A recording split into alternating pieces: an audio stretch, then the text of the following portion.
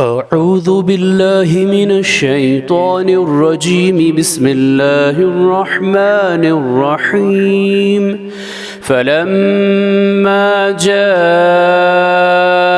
أمرنا نجينا صالحا والذين آمنوا معه برحمة منا ومن خزي يومئذ إن ربك هو القوي العزيز।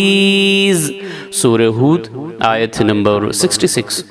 तो जब हमारी तरफ से अज़ाब का हुक्म आ पहुँचा तो हमने सालेह को और इन लोगों को जो इनके साथ ईमान लाए थे अपनी रहमत से बचा लिया और इस दिन की रुसवाई से नजात दे दी। ऐ पैगंबर, बेशक तुम्हारा परवरदिगार कुव्वत वाला और गालिब है। सदक़ल्लाहुल अज़ीम। अल्लाह अज़मत वाले ने सच फरमाया।